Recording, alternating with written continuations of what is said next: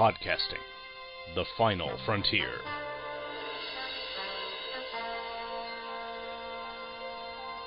This is the Hammer Podcast.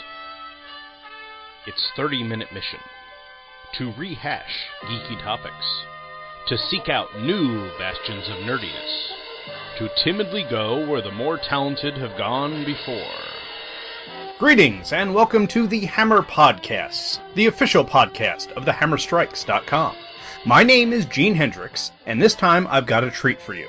But before we get to that, we have some listener feedback to address. The first one comes from Derek Crabb, who recently created a great action figure collage for Comic Book Fight Club. He's written in about the Reb Brown episode of Legends of the Superheroes that I did with Chris Franklin, as well as the Wonder Woman episode that I was on over at the Supermates podcast. He writes, "Hey Cindy, Chris, and Gene. Catching up on some podcast goodness here with Supermates and the Hammer Podcast's Legends of the Superheroes. I wanted to listen to Legends of the Superheroes sooner, but many of the topics covered thus far are on my to-do list over at History of Comics on Film. Luckily, I've long since completed my videos of the Kathy Lee Crosby Wonder Woman and both Reb Brown Captain America films, so I dove right into your own podcast coverage.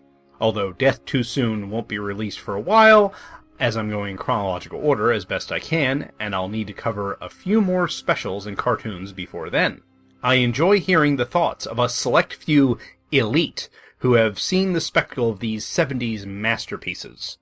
Just pretend that the previous sentence was being said by Darkseid in the Crisis on Infinite Earths. Also, wanted to let Gene know I enjoyed the podcast he, Bill, and Paul did on Ninja Scroll as well. I believe Cowboy Bebop was a randomly mentioned anime on Listen to the Prophets.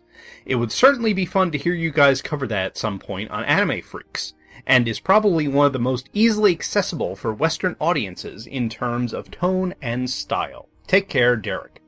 Thank you very much, Derek. I'm finding the Legend shows that I'm doing to be very interesting myself, as I'm either revisiting old favorites or discovering new material. No, it's not always great, but it is entertaining. As mentioned in his email, he runs the History of Comics on Film blog, which can be found at hocof.blogspot.com, and I'll be posting the links to the two videos that he emailed us about in the show notes. Next we have an email from Kirk Greenfield, co-host of Imperious Rex, Confessions of a Serial Surface Invader podcast, and he's writing in on the Norse Mythology episode that I did, where at the end I told you all to go visit Tom Harris at Radio Free Asgard for a better read version of the tales. Kirk writes, "Gene, don't sell yourself short. Though initially put off by the myriad Norse names, I returned to listen to your show again, and find your enthusiastic, snide, and abridged telling of Norse legends and tales to be very engaging. This was my first episode. I had heard Paul and Bill mention your faith, or Norse religion, and couldn't tell at first if this was an act or sincere, so I'll have to listen to more episodes to judge for myself. But for the half hour that I did listen, I was entertained, and that's good. Thank you, Kirk Greenfield." As I told Kirk in my email reply, no, this is not an act. I've been a heathen, or Norse pagan, or Asatru, or whatever you want to label it, for nearly 8 years now.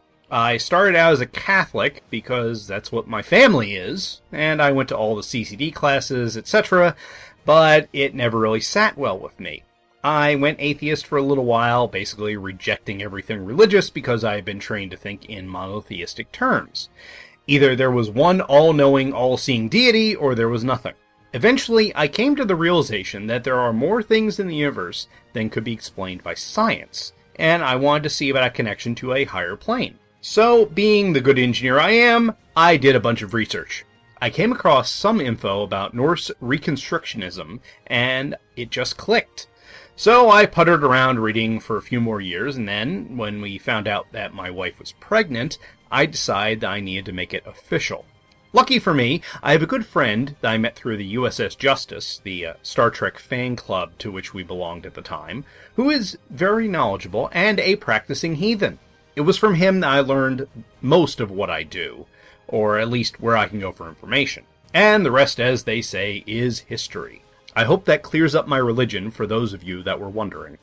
Now we have some iTunes reviews to go over. The first comes from good friend of the show and guest on episode 7, the irredeemable Shag of the Fire and Water podcast, the Ultraverse podcast network, and many, many other projects.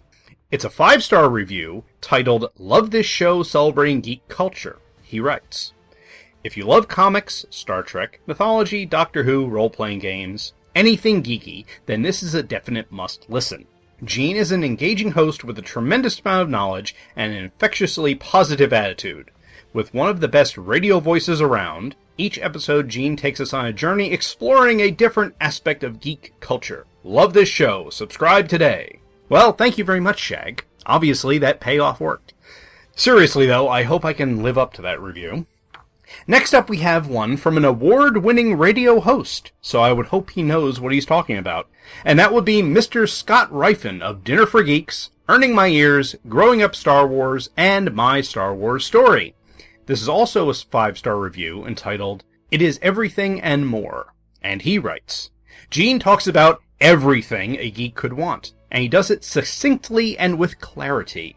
It's a podcast that never overstays its welcome and always surprises and amuses. Well, thank you very much, Scott.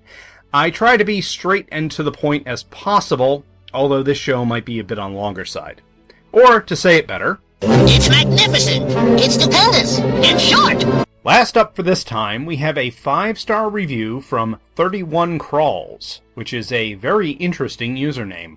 This one's entitled, Great Cultural Podcast, and he, at least I assume this is a he, writes, yes, comics, sci-fi, fantasy fandom is a cultural thing, at least as far as I'm concerned.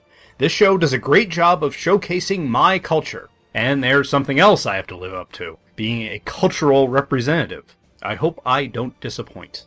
Well, thank you all for writing in and or reviewing. I truly appreciate all the feedback.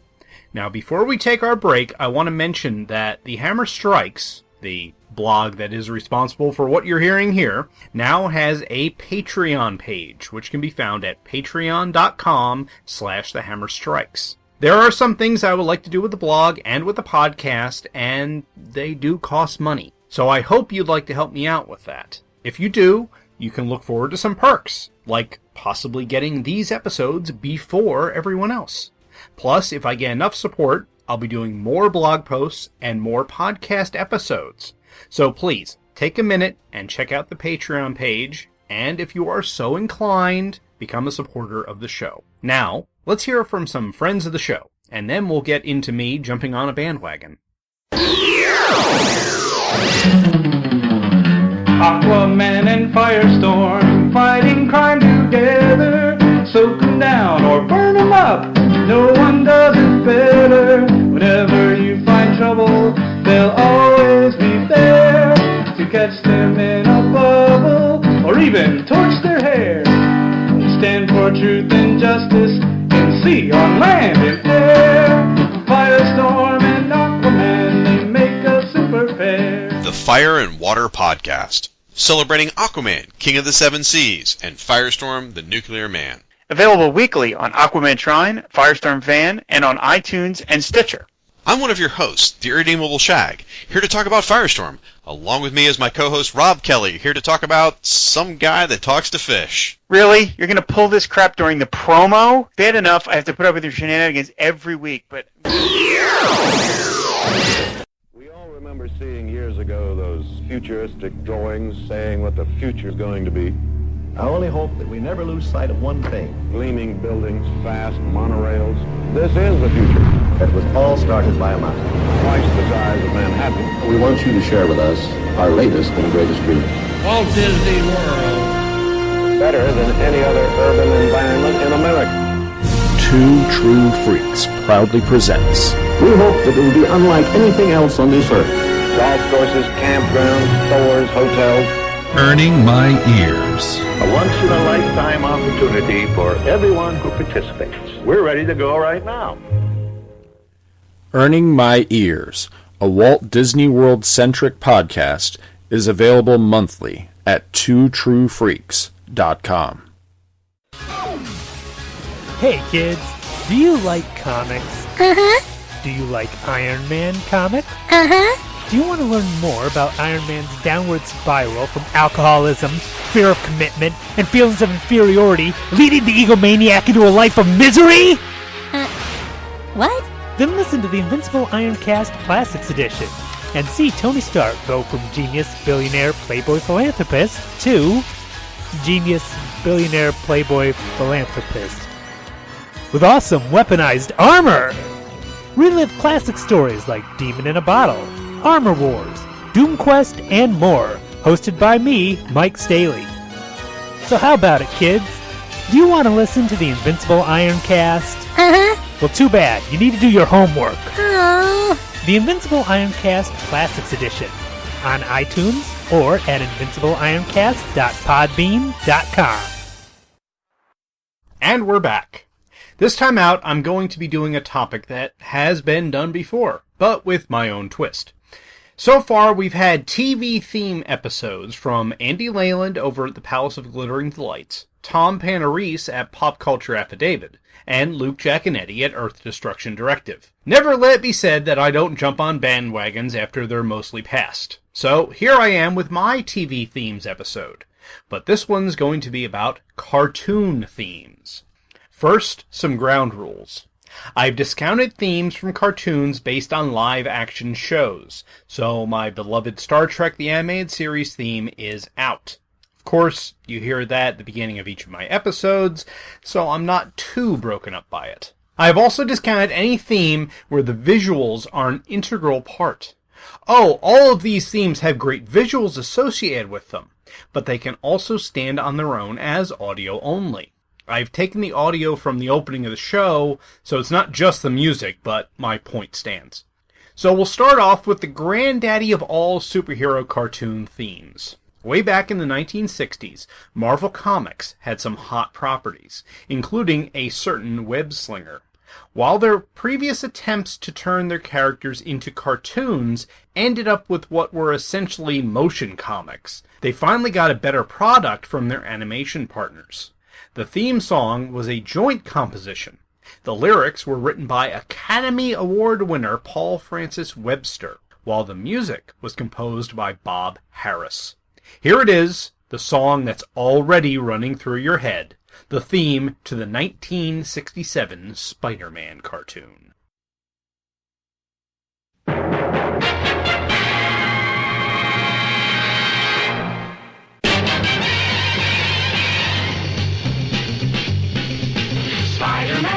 Spider-Man does whatever a spider can. Spins a web any size, catches thieves just like flies. Look out, here comes the Spider-Man. Is he strong? Listen, bud, he's got radioactive blood. Can he swing from a thread? Take a look overhead. Hey there goes the Spider-Man. In the chill of night, at the scene of a crime, like a streak of light, he arrives just in time. Spider-Man, Spider-Man, friendly neighborhood Spider-Man. Wealth and fame, he's ignored.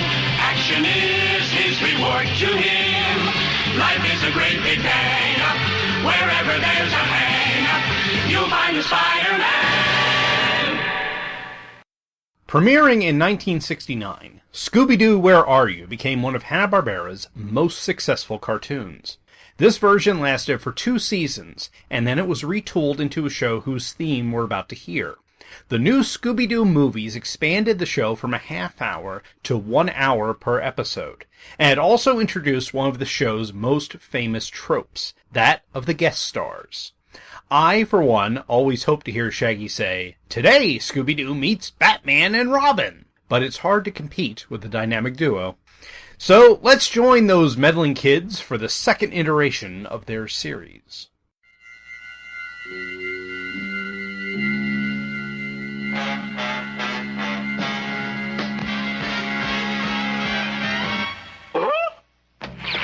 Hey, Scooby! Scooby, Scooby-Doo, looking for you.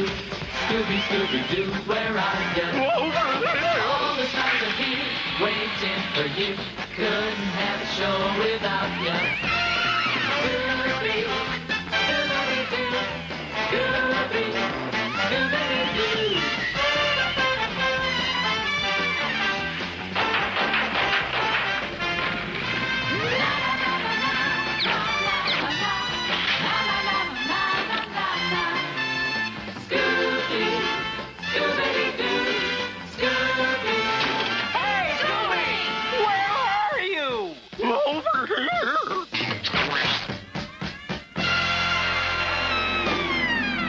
We're going back to everyone's favorite teen superhero for the next one, although we're fast-forwarding 17 years. Anyone of my generation remembers that Spidey used to share an apartment with Bobby Drake and Angelica Jones, better known as Iceman and Firestar. If you're looking for a connection to the comics, you won't find it. In fact, Firestar was created just for this cartoon, because the show didn't have the license to use the Human Torch. So here we are, 1984's theme to Spider-Man and His Amazing Friends.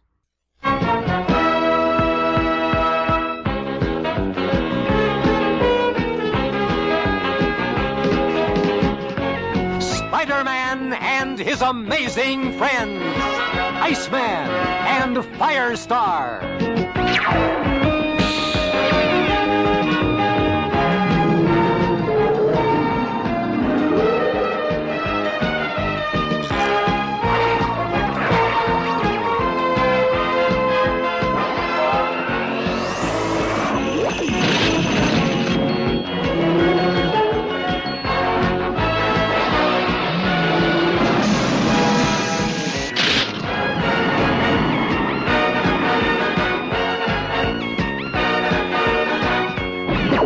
Spider-Man and His Amazing Friends. Sticking with Marvel and that same era, we have the Incredible Hulk cartoon. While this series had its problems, mainly the incredible reappearing clothes that always somehow prevented Bruce Banner from needing a new wardrobe, it was much closer to the comics than the Bill Bixby Lou Ferrigno series. Here, Dr. Bruce Banner was a scientist on Gamma Base, where he worked for General Thunderbolt Ross and fought for Betty Ross's attention with Major Glenn Talbot, all the while trying to keep his secret with the help of Rick Jones, who was a blonde in this for some reason. This is one of the cartoons that I loved as a kid, even if it only had 2 stock transformation sequences. And the theme is still the one I hear when I think of The Incredible Hulk.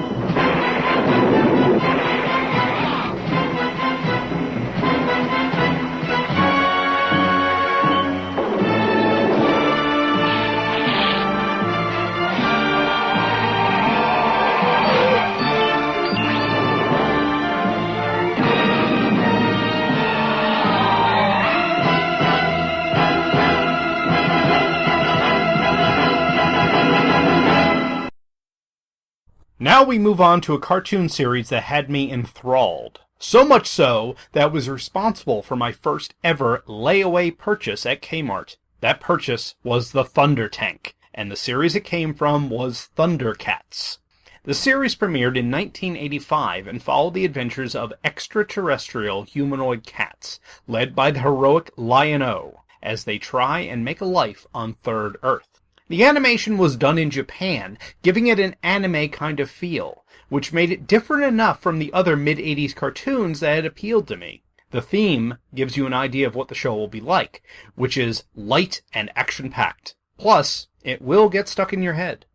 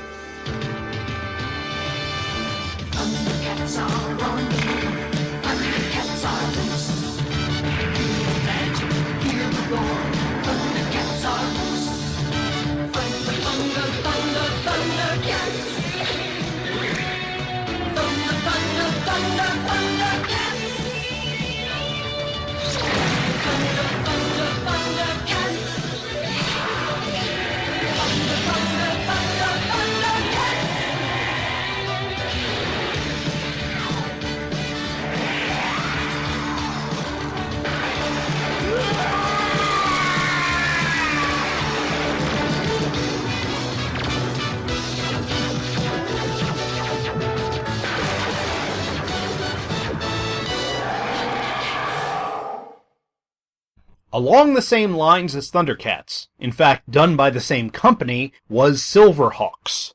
This show followed cyborg police officers that patrolled the outer reaches of the galaxy. They constantly went up against the mob boss named Monstar, which was a little too on-the-nose name.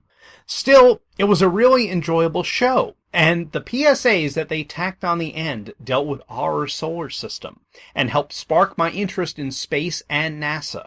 Much like the Thundercats theme, this one is light and action-packed and very catchy. Tally-ho! Wings of silver, birds of steel. Silverhawks, partly metal, partly real. Silverhawks, soaring through the highway of the heavens in their flight. Silverhawks, a rainbow in the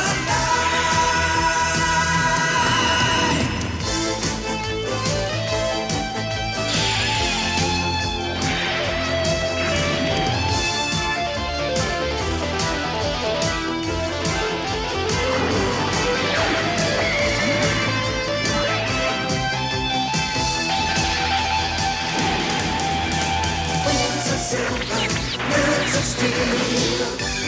Silverhawks, partly metal, partly real. Silverhawks.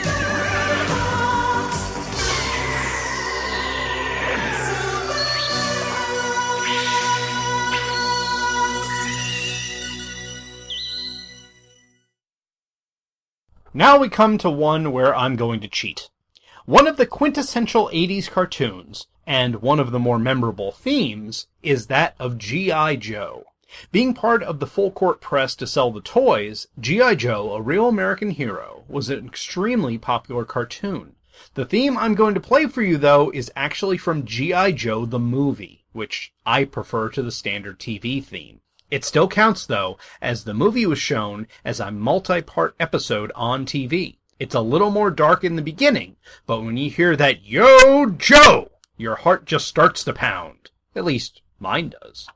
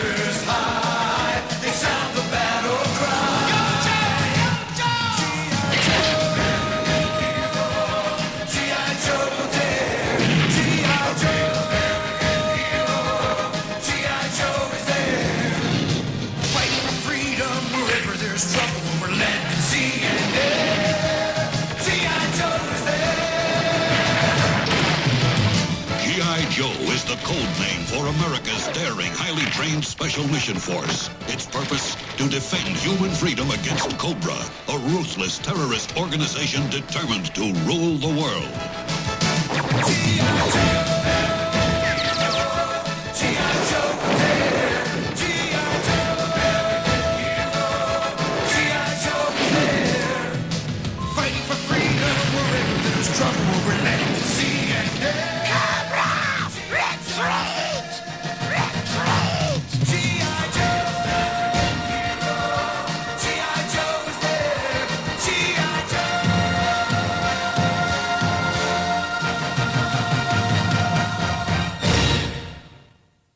Those of you that read the Hammer Strikes know of my love of the Disney cartoon Gargoyles.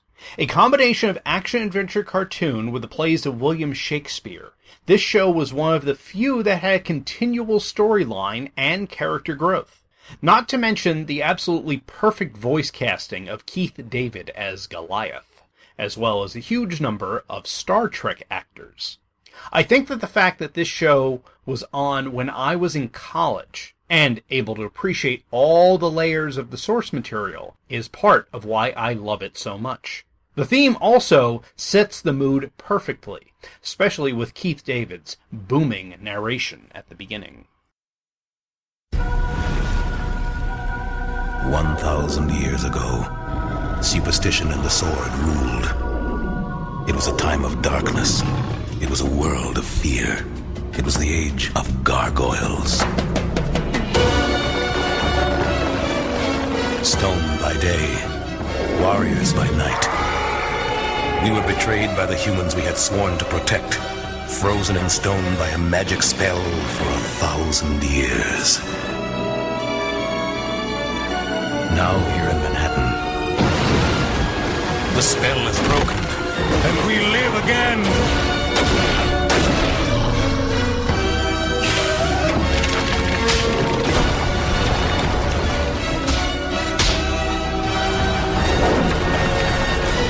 We are defenders of the night.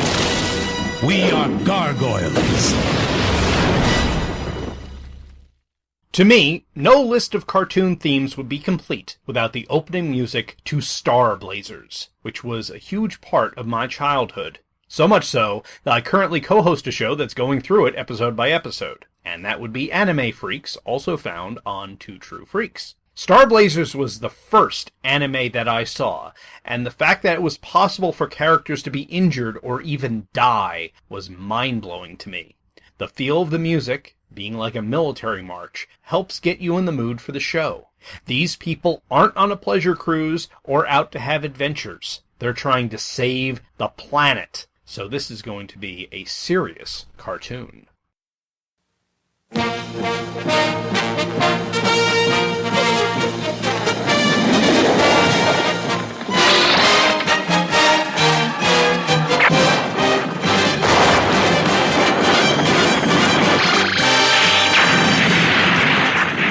We're off to outer space. We're leaving Mother Earth to save the human race. Our Star Blazers, searching for a distant star, heading off to Iskandar, leaving all we love behind. Who knows what dangers we'll find? We must be strong and brave. Our home we've got to save. If we don't, in just 1 year, Mother Earth will disappear. Fighting with the Gamelons, we won't stop until we've won. Then we'll return, and when we arrive, the Earth will survive with our Star Blazers.